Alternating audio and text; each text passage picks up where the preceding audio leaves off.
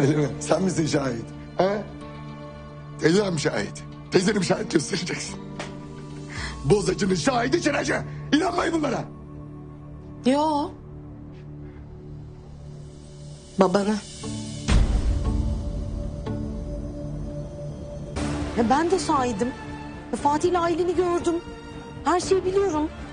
Doğaya şahitlik yapabilirim. Nilay sus. Bu da benim size veda yemeğimdi. Şimdi hepinize afiyet olsun.